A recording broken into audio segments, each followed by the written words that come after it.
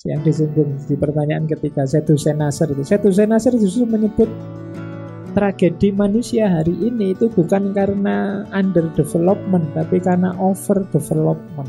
Terlalu maju. Maju saja kalau terlalu jelek. Kan sering saya kasih, kalau di dalam Islam ilmu akhlak itu segala yang lebih itu jelek. Bahkan terlalu baik pun ya kejadiannya jelek. Kalau baik kan bagus, tapi kalau terlalu baik kan terus enggak. Wah, kamu terlalu baik sih, kan jelek. Nah, iya. Loh, makanya anak sekarang kan kalau nembak terus nolak kan alasannya gitu. Kamu kok enggak mau pacaran sama aku? Kamu terlalu baik.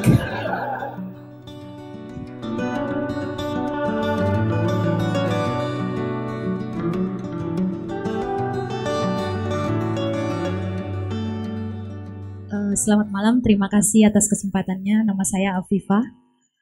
Yang mau saya tanyakan, bagaimana pandangan Rasulullah terkait batasan hak-hak dan kewajiban kaum perempuan, entah itu sebagai anak atau sebagai istri. Saya belum menikah kebetulan, jadi tanya dulu. Itu saja. Terima kasih. Assalamualaikum warahmatullahi wabarakatuh. Pertanyaan saya ingin mulai dengan hal-hal yang memang dekat dengan diri kita. Mungkin saya tahu kebanyakan daripada teman-teman pada main TikTok semua dan rame-rame dengan Pandawara Group seperti itu. Ada dalam Al-Quran, mungkin nanti dikoreksi kalau salah, banyak sekali ayat yang mengatakan bahwa Allah itu telah menaklukkan alam semesta itu untuk manusia, untuk dimanfaatkan dan lain sebagainya. Tapi kondisi yang hari ini terjadi, dan ini juga mungkin banyak kritik. Tadi Pak Moderator juga sempat menyinggung soal Sayyidina Nasr, bahwa itu juga menjadi kritik bahwa manusia modern hari ini itu justru cenderung mengeksploitasi alam. Dalam bahasa yang lebih kasar, dia bilang bahwa hanya menggunakan alam itu hanya sebagai pelacur. Hanya dimanfaatkan aja tapi nggak ada timbal balik buat alam. Nah, dari tadi diskusi yang berkembang, saya cukup mendengar tadi ada juga mengenai kesadaran mistik maupun kesadaran profetik. Dan yang dari tadi dibahas mengenai kesadaran profetik itu sederhananya kan manfaat yang kita berikan buat sesama kita. Tapi itu kan dari tadi hanya berhubungan dengan manusia. Saya pengen tahu kesadaran profetik seperti apa antara hubungan kita dengan alam. Karena di paradigma hari ini pun bergeser. Mohon maaf karena basic saya hukum, paradigma alam sebagai objek pun juga sudah bergeser. Bahwa hari ini muncul bahwa alam itu harus kita anggap sebagai subjek hukum juga. Makanya saya pengen tahu kesadaran profetik seperti apa antara manusia dan alam yang perlu kita teladani daripada Kanjeng Nabi Muhammad SAW. Mungkin itu pertanyaan saya, kurang lebihnya mohon maaf. Wassalamualaikum warahmatullahi wabarakatuh. Terima kasih. Monggo Pak. Yang pertama itu soal batasan kaum perempuan sebagai anak dan istri. Monggo. Pandangan Rasulullah ya. Perlakuan Rasulullah pada anak-anak, istri, dan perempuan. Jadi banyak riwayat-riwayat yang menyatakan bagaimana Rasulullah itu lembut, sangat menghargai istri-istri beliau. Bagaimana Rasulullah itu memperlakukan perempuan sebagai manusia. Jadi ini berkebalikan dengan era sebelumnya. Sebelum Islam itu, perempuan di zaman itu di Mekah khususnya sifatnya seperti properti. Jadi dia dimiliki, bahkan bisa diwariskan, bahkan bisa jadi rampasan perang dan lain sebagainya. Sampai ada tradisi yang tragis sekali, itu kan tradisi mengubur anak perempuan hidup-hidup. Jadi bagaimana era itu, peradaban zaman itu sangat tidak menghargai perempuan. Sebenarnya tidak cuma di Arab. Di seluruh dunia zaman itu rata-rata juga begitu. Kalau misalnya kalau raja itu, istrinya bisa banyak sekali. Saya pernah baca sejarah Tiongkok itu ada raja yang punya selir 3.000 lebih. Bayangkan loh, 3.000 loh ya. Itu kalau digilir semalam satu, itu 10 tahun lagi baru giliran. Setahun kan cuma 300 sekian hari lah, itu 3.000. 10 tahun itu gilirannya. Jadi betapa zaman itu tidak ramah pada perempuan. Kenapa sih zaman itu sampai anak perempuan dikubur hidup-hidup? Karena dianggap bebannya suku. Semakin banyak anak perempuan ini nanti tugasnya suku untuk melindungi kan. Beda dengan anak laki-laki bisa diajak perang. Terlalu banyak yang dilindungi juga berat. Daripada nanti misalnya perang kalah terus jadi rampasan suku-suku lain. Biasanya terus sudah terlalu banyak populasi perempuannya terus dikubur hidup-hidup. Zaman itu sebelum Islam. Makanya terus Islam datang, Rasulullah datang dengan perilaku yang sangat ramah. Nanti ada banyak hadis-hadis. Bahkan ada hadis yang artinya secara khusus aku mewasiatkan padamu tentang perempuan. Dan banyak hadis yang bunyinya seperti ini. Dukungan, penghormatan, kemuliaan terhadap perempuan. Termasuk menikah yang dibatasi 4. Kan sebelumnya bisa sebanyak-banyaknya. Loh, boleh nikah 4 itu zaman itu pembatasan. Kalau sekarang mungkin penambahan. Kan logikanya berubah sudah kan. Dulu pembatasan, sekarang penambahan. Itu berarti modusnya sudah kebalik. Jadi sudah berbeda zamannya. Maka dari sisi ini ya tidak perlu diragukan lagi. Wong Rasulullah itu membangunkan istrinya saja tidak berani. Malam-malam pulang agak malam, istri beliau sudah tidur, ngetuk pintu saja tidak berani, milih tidur di depan pintu rumah.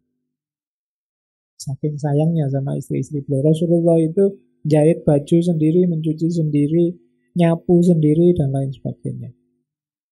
Jadi itu teladan. Semoga Mas Eding juga begitu kalau di rumah. Ya, tidak menang-menangan. Jadi itu contohnya, apalagi pada putri beliau, pada anak-anak beliau. Jadi intinya beliau sangat menghormati dan memuliakan. Meskipun nanti dalam sejarah Islam banyak tafsir-tafsir, pemahaman-pemahaman yang kalau di dunia akademik disebut misoginis. Jadi pemahaman yang tidak ramah pada perempuan. Pemahamannya. Padahal tuntunannya Rasul itu sangat memuliakan dan sangat ramah pada perempuan. Lanjut. Yang kedua tadi apa? Oh, iya. Yang pertama begini kalau saya kalau teladan Rasulullahnya jelas bahwa situasinya sekarang banyak yang kita prihatinkan ya. Tapi ayo pertama-tama kita openi diri dulu diri kita dulu ya. Bahwa ada yang jelek-jelek di luar sana ya. Tapi pertama-tama mari kita yakinkan bahwa kita tidak ketularan yang jelek-jelek itu. Itu dulu. Jadi sebelum berambisi nanti meluruskan, membenarkan yang tidak benar, pertama-tama kita pastikan dulu kita ada di track yang benar. Karena banyak terjadi belakangan jeleknya orang lain nular pada kita, jadi kejelekan kita. Misalnya di medsos, kita dimaki-maki orang. Wah, kita panas kan terus. Memangnya kamu aja yang bisa maki-maki. Aku juga bisa. Lebih pedes aku juga bisa. Terus kita balik maki-maki. Itu kan skornya jadi sama. Jadi jeleknya orang lain memicu kejelekan kita. Kalau seperti ini ya tetap nanti kejelekan akan menyebar kemana-mana. Jadi yang pertama pastikan ini dulu. Bahwa kita tidak termasuk yang akan kita kritikkan. Itu yang pertama itu. Yang kedua, kalau sudah kita tegaskan diri kita, oke, baru kita berupaya, ya kalau bahasa agamanya amar ma'ruf, nahi mungkar, monggo, tapi dengan cara yang baik. Ada banyak teladan dari Rasulullah yang menginspirasi kita bagaimana menyebarkan kebaikan dengan cara yang baik. Tidak dengan cara yang provokatif, merusak, menghancurkan, menyusahkan orang lain. Cara yang baik itu ya kayak tadi misalnya dengan kesabaran beliau, dengan uswah beliau, dengan kata-kata beliau yang lembut. Rasulullah itu dikenal kepribadiannya basam. Basam itu selalu tersenyum. Kalau kita ketemu orang yang selalu tersenyum kan enak hati kita. Nyaman. Dan Rasulullah meskipun mungkin tidak secara sengaja tersenyum, orang merasa disenyumin terus karena memang jiwa beliau sangat terbuka. Itulah mengapa beliau dikenal sebagai basam. Hari ini kan mungkin kebalikannya ya, banyak yang merengut, mencureng, banyak yang susah kita hari ini. Kalau tidak teman pokoknya bisa. Jadi hidup ini jadi rasanya sempit. Awalnya senyum-senyum terus kamu milih presiden siapa? Saya milih itu. Musuh berarti. Gagal pertemanannya, sudah bubar kita. Nah kayak gitu ya. Jadi ayo kita ambil jalan yang baik. Jangan ngambil jalan yang buruk untuk mengajak pada kebaikan. Imam Ghazali punya uslub yang bagus. Kata Imam Ghazali, mengajak pada kebaikan dengan keburukan itu seperti orang mencuci tapi dengan air kencing. Mencuci dengan air kencing itu kan rumit itu. Niatnya bagus mencuci, tapi karena dengan air kencing tidak jadi bersih, tapi tambah kotor, tambah najis, nambah masalah. Jadi cara yang kedua, baru kalau memang kita mau ikut peduli, ayo turun, tapi dengan cara yang baik. Cara yang baik seperti apa, ya nanti banyak teman-teman sudah tahu lah itu. Mana yang baik, mana yang buruk. Karena menurut saya problem besar kita bukan karena kita tidak tahu. Kadang-kadang karena kita terlalu banyak tahu. Iya, karena terlalu banyak tahu terus jadi tidak gerak-gerak. Ini boleh, itu juga boleh kok Pak. Yang seperti ini juga bisa kok Pak. Terus mikir, terus jadi milih tidak jalan-jalan. Akhirnya tidak ngapa-ngapain. Jangan dikira banjir informasi itu selalu positif. Kadang-kadang efeknya bisa negatif. Seperti tadi yang disinggung di pertanyaan ketiga, Sayyidina Nasr. Sayyidina Nasr justru menyebut tragedi manusia hari ini itu bukan karena underdevelopment, tapi karena overdevelopment. Terlalu maju. Maju saja kalau terlalu jelek. Kan sering saya kasih, kalau di dalam Islam ilmu akhlak itu, segala yang lebih itu jelek. Bahkan terlalu baik pun ya kejadiannya jelek. Kalau baik kan bagus, tapi kalau terlalu baik kan terus enggak. Wah, kamu terlalu baik sih, kan jelek. Nah iya, loh makanya anak sekarang kan kalau nembak terus nolak kan alasannya gitu. Kamu kok enggak mau pacaran sama aku? Kamu terlalu baik. Jadi makanya jangan terlalu baik. Biasa-biasa saja baik gitu aja loh, Mbok. Jangan terlalu. Segala yang terlalu itu jelek. Jadi ganteng itu bagus, tapi terlalu ganteng itu jelek. Wah, kamu terlalu cakep sih. Itu kan jadi jelek akhirnya. Ya biasa gitu aja. Jadi jangan berlebihan.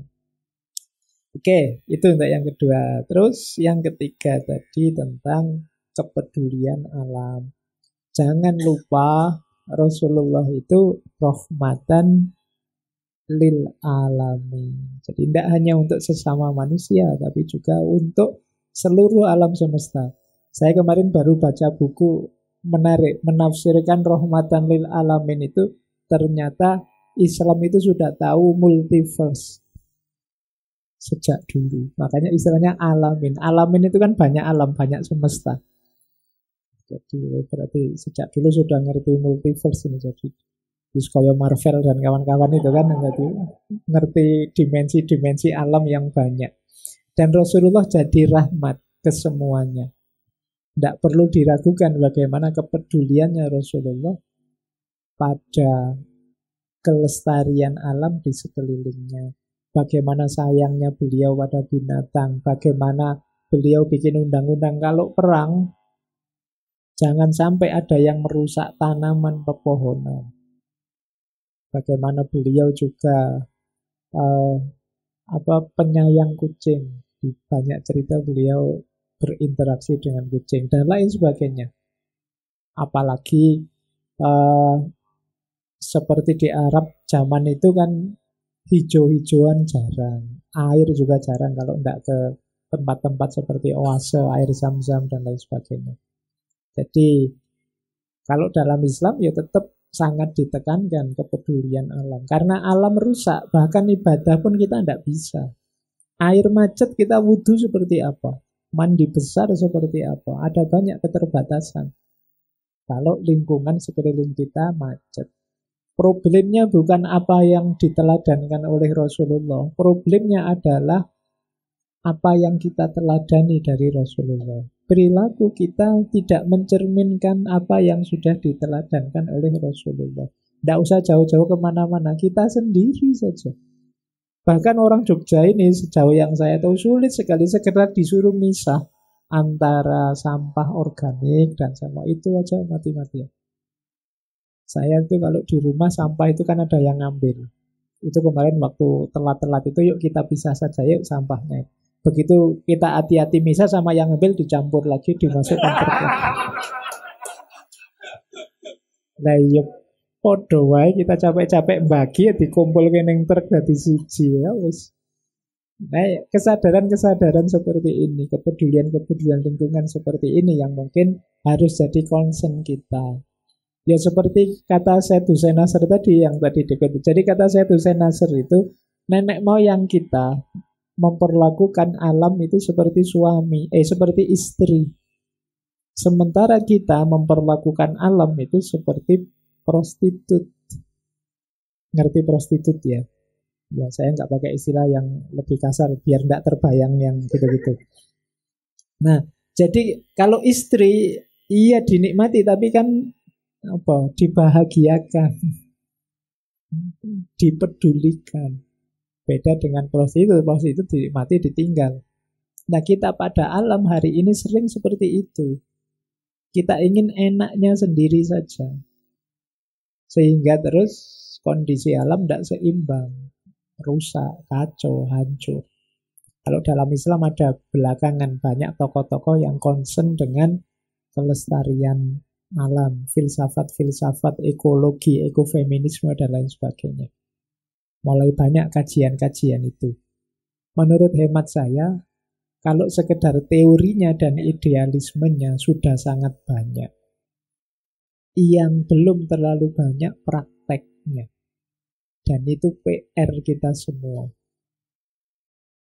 Jadi menjadi urusan kita kalau sudah seperti itu. Tidak sekedar urusan nenek moyang kita dulu atau teladan lama. Yang lama sudah sangat baik meneladankan kepedulian lingkungan, tinggal kita melanjutkan. Bahkan Imam Ghazali itu nulis satu kitab khusus yang judulnya apa yang diberikan oleh alam pada kita. Hubungannya apa alam dengan spiritualitas. Itu menarik kitab kecil itu.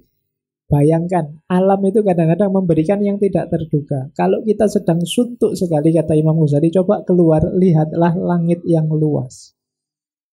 Hati kita akan sedikit longgar.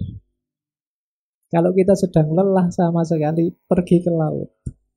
Hirup udara dalam-dalam, lihat luasnya laut. Kelelahan kita akan tinggal separuh. Menarik kan, bagaimana alam itu ternyata ada kontribusinya untuk spiritualitas kita. Sampai ke situ para ulama caranya menggiring kita untuk menghargai, menghormati alam. Kita saja yang kadang-kadang lupa dengan warisan-warisan yang luar biasa itu. Simba-simba kita saking penghargaannya pada alam, bahkan zaman dulu setiap tempat yang di situ ada pohon besar, ada apa, diberi nama. Yang kadang disebut ini ada penunggunya, mbah ini, mbah itu kan masih mensakralkan alam.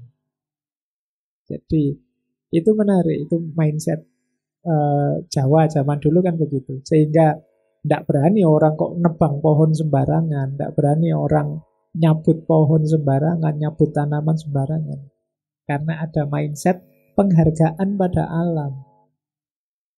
Zaman saya kos-kosan dulu tahun 93-94. Itu saya sebelah kos saya itu ada gang kecil itu. Itu baunya pesingnya luar biasa. Karena kadang orang lewat situ kencing. Nah, itu teman-teman putus asa. Dikasih tulisan jangan kencing di sini, tidak peduli. Diganti yang kencing di sini hanya anjing. Tidak peduli, dianggap anjingnya tidak apa-apa, yang penting kencing. Iya. Nah, akhirnya sama teman-teman apa? Sudahlah, kalau begitu beli bunga. Jadi teman-teman beli bunga dari yang untuk ziarah ke makam itu ditaburkan di situ di gang itu. Pokoknya berapa kali ditaburkan. Lama-lama tidak ada yang berani kencing. Dianggap sakral. Itu kan mindset. Dianggap angker itu kan. Loh. Jadi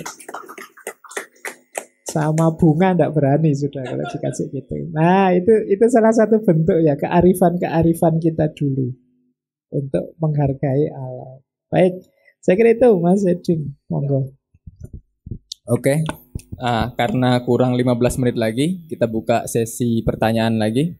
Ini mari kita rayakan Maulid Nabi ini dengan bertanya sebanyak-banyaknya ya kepada Pak Faiz. Ini Mas yang baju kuning, dua saja Mas baju kuning sama yang ini, Mas. Monggo.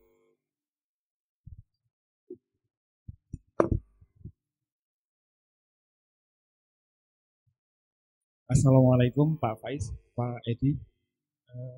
Mumpung momentumnya Maulid Nabi ya Pak ya, malam-malam kerinduan seperti itu. Saya ingin tanya perspektif pribadi dari Pak Faiz, bagaimana cara Pak Faiz menikmati kerinduan terhadap Rasulullah Pak? Karena saya sering dengar gitu kisah-kisah orang-orang saleh yang kasyaf ketemu Kanjeng Nabi seperti itu, terus masyarakat kita itu kok seolah-olah membuat standar ideal tuh harus seperti beliau-beliau itu yang rasanya orang-orang seperti kami yang ada di lingkungan yang tidak seperti beliau-beliau itu kok tidak pantas seperti itu. Begitu yang kurang lebih yang saya rasakan Pak. Kalau aku pribadi ketika maulid gitu, asrokol gitu kan, kepikiran Rasulullah, ingin rasanya ketemu, tapi kok gimana ya, bayang-bayang itu kok kita nggak pernah sampai kepada beliau yang kalau kita sering baca kisah-kisah beliau itu yang sangat luar biasa seperti itu, muncul gitu Pak, kerinduan yang sangat dalam gitu. Tapi merasa nggak pantas gitu Pak. Nah, kalau dari perspektif Pak Faiz bagaimana? Saya pengen ngerti seperti itu. Terima kasih.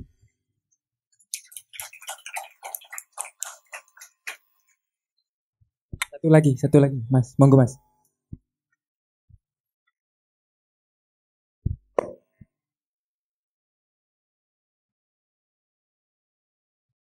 Selamat malam, Pak Faiz dan moderator.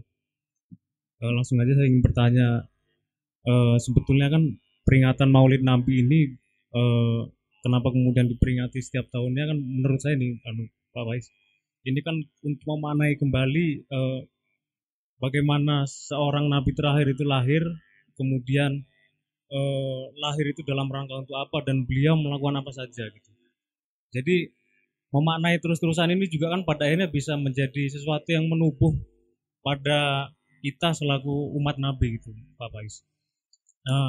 Saya nyambung tadi juga persoalan bagaimana kemudian ada misi-misi profetik yang dicontohkan oleh nabi gitu. Saya ingin mengutip pendapat dari Ali Syariati, beliau sempat bilang bahwa sebetulnya pengetahuan atau ilmu pengetahuan itu tidak cukup hanya selesai untuk pengetahuan itu sendiri, tapi bagaimana pengetahuan itu bisa kemudian termanifestasi atau mengejawantah dalam bentuk sesuatu yang dalam tanda kutip membebaskan gitu Pak Faiz. Jadi tidak hanya berhenti pada level ilmiah tapi juga dalam level praktiknya juga harus memberi kemaslahatan, dan saya kira itu memiliki irisan dengan apa yang disampaikan tadi soal Islam, soal profetik gitu Pak Faiz. Nah, kalau kemudian saya coba korelasikan dengan hari ini, bagaimana sih Pak Faiz memaknai pengetahuan dalam kerangka profetik gitu Pak Faiz? Dan apakah kemudian dalam bagian-bagian perjalanan historis Nabi Muhammad ini, adakah Nabi ini juga menyampaikan sesuatu yang berkaitan dengan ini gitu? Jadi menjadikan pengetahuan sebagai sesuatu yang betul-betul bisa membebaskan dalam artian berorientasi untuk keadilan, kebenaran dan yang lain itu dan lain-lainnya itu Pak. Jadi apakah kemudian ada bagian-bagian itu dalam alur perjalanan historisitas Nabi Muhammad itu Pak, untuk kemudian kita bisa memaknai ulang, dan mungkin ini bisa menjadi spirit baru buat kita untuk kemudian memaknai pengetahuan sebagai sesuatu yang bisa untuk maslahat banyak orang gitu Pak. Terima kasih. Assalamualaikum warahmatullahi wabarakatuh. Baik, langsung saya jawab saja nih. Yang pertama tadi yang tentang menikmati kerinduan. Tadi saya sudah dongeng sedikit ya bagaimana saya waktu kecil, bahkan usia 4-5 tahun sudah membaca buku kecil yang judulnya Sejarah Nabi Muhammad Sallallahu Alaihi Wasallam. Ya, berarti paling tidak ada getaran tersendiri setiap nama beliau disebut. Ada masa di mana saya egois, ingin menikmati sendiri. Misalnya kalau teman-teman mencermati ngaji filsafat itu, baru saya angkat tema Nabi Muhammad itu mungkin 300-an lebih. Padahal sebelumnya sudah ada Nabi Isa, sebelumnya banyak sekali.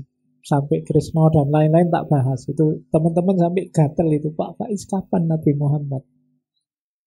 Saat itu sebenarnya jawaban saya, untuk yang saya cintai, saya ingin menikmati sendiri.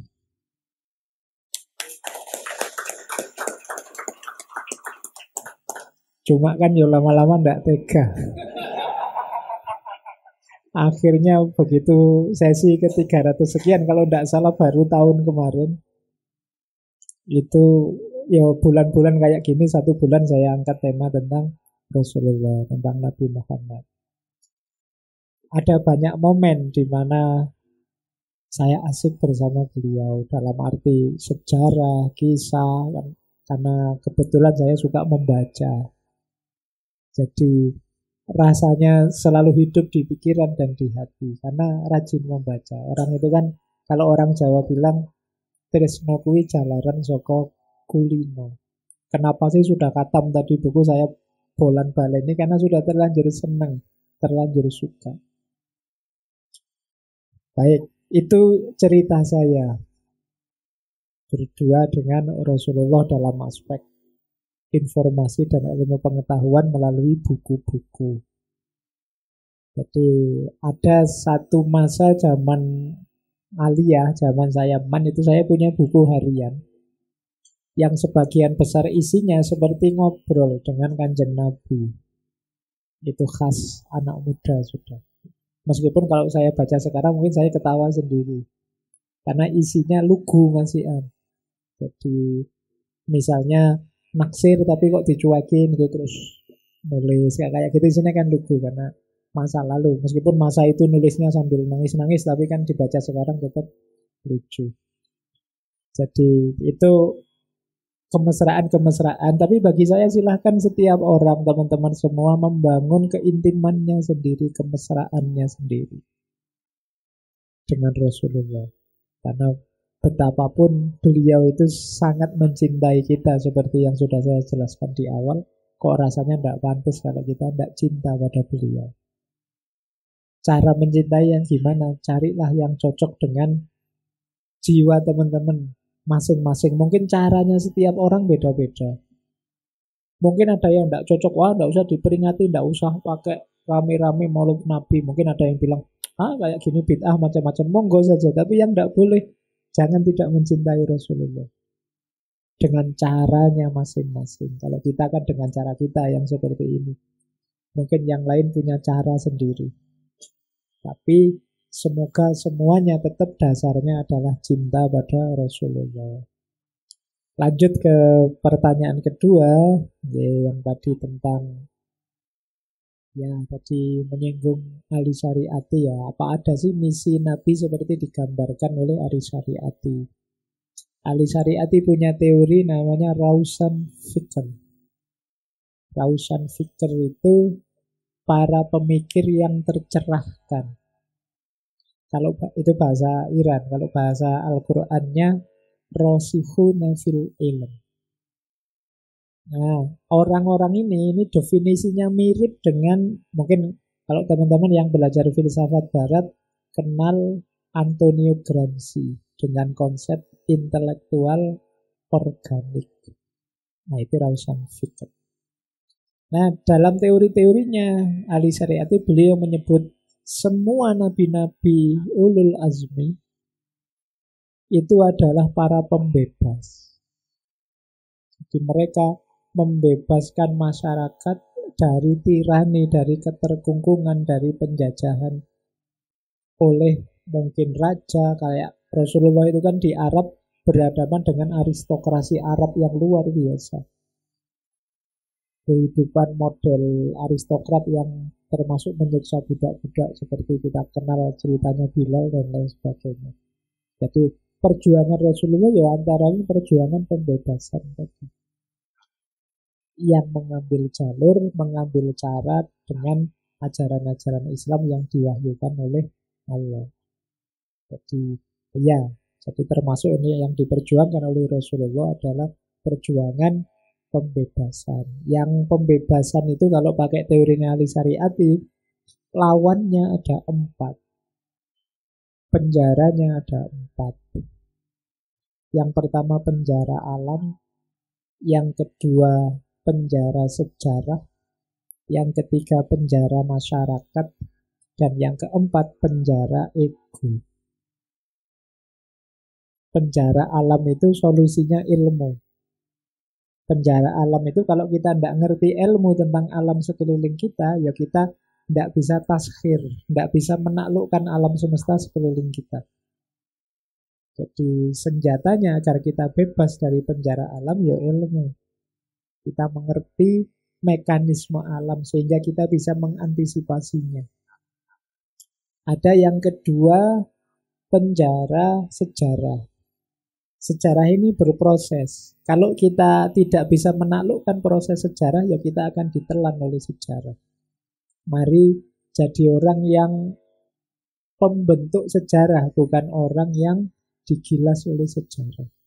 Masing-masing kita harus bangkit dari putaran roda sejarah yang menenggelamkan kita. Itu aspek sejarah. Yang ketiga masyarakat. Masyarakat itu kadang menenggelamkan kita dalam kerumunan. Kita tidak bisa eksis jadi diri kita sendiri. Kita tahu ini benar, tapi yang lain kok nganggapnya salah semua, terus kita takut ikut saja masyarakat. Ini namanya kita kalah oleh masyarakat. Itu juga tantangan untuk ditaklukkan.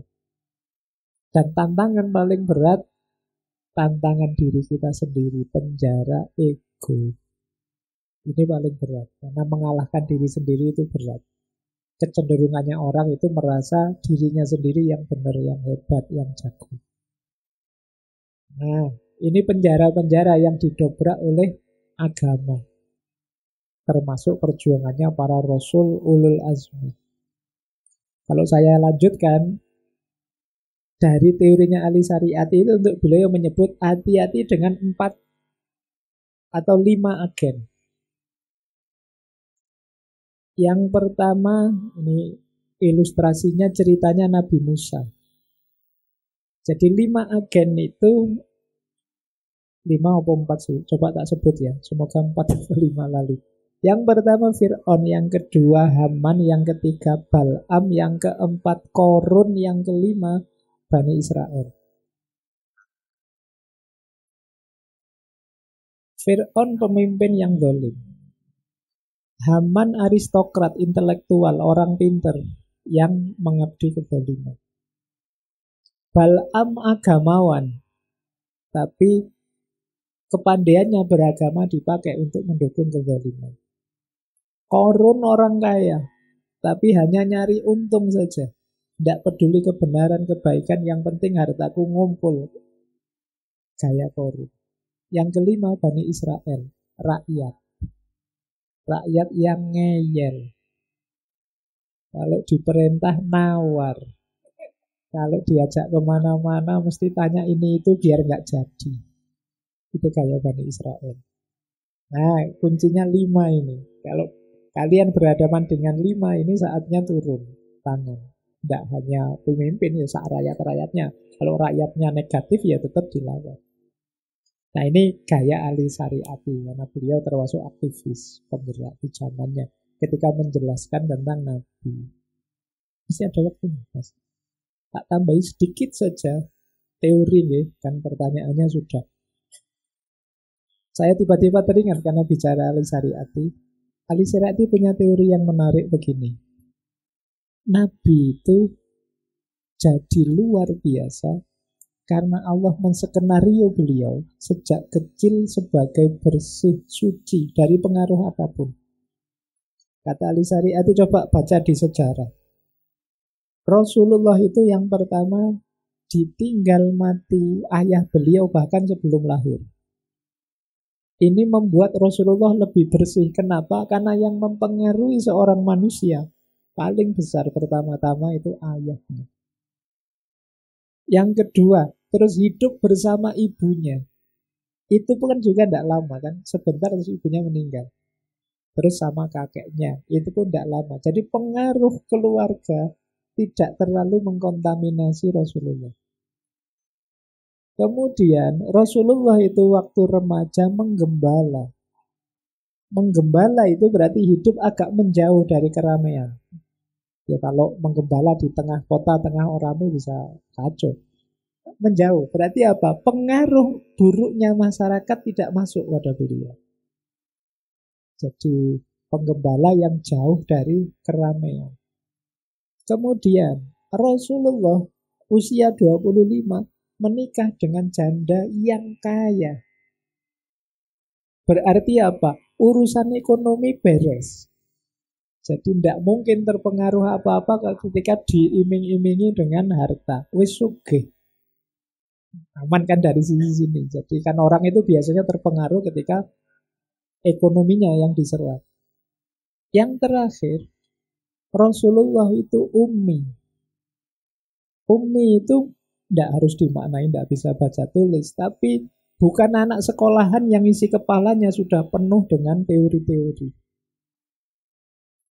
Jadi meskipun beliau karena Nabi pasti faltona. Karena kenapa kalau tidak penuh dengan teori? Ketika penuh dengan teori maka dia akan bias membaca masyarakat sesuai teorinya. Oh, kayak gini misalnya di kepalamu teorinya antara sunnah dan bid'ah, lihat gini, wah bid'ah semua yang ada di sini ngono. Teorinya kan itu. Nanti kalau teorinya tentang apalagi beda lagi. Jadi kacamata itu tidak ada di Rasulullah. Itu makanya beliau disebut ummi. Perspektifnya masih murni, masih bersih. Dari situ maka ketika wahyu hadir, ketika tuntunan Allah datang, ya Rasulullah dalam kondisi sangat bersih. Maka tuntunan beliau bisa dipertanggungjawabkan kemurniannya. Jadi tidak terkontaminasi bahkan oleh perspektif-perspektif teori yang seperti kita selalu ada di kepala kita. Nah itu teori, mungkin nambah wawasan saja untuk kita dari Ali Syariati tentang bagaimana Rasul itu suci, bersih dari sisi intelektual. Baik, saya kira itu Mas Edin. Sudah Pak? Sudah ya. Yeah. Oke. Demikianlah teman-teman diskusi kita malam ini tentang tema Kanjeng Nabi Shallallahu Alaihi Wasallam, sang Nabi peradaban. Semoga apa yang disampaikan barusan bisa menjadi bekal bagi kita dalam mengarungi pasang surut dunia yang fana ini sampai keabadian menjemput kita dalam keadaan husnul khotimah. Amin ya robbal alamin. Sekian dari kami. Wassalamualaikum warahmatullahi wabarakatuh. Sampai jumpa di maulid-maulid berikutnya.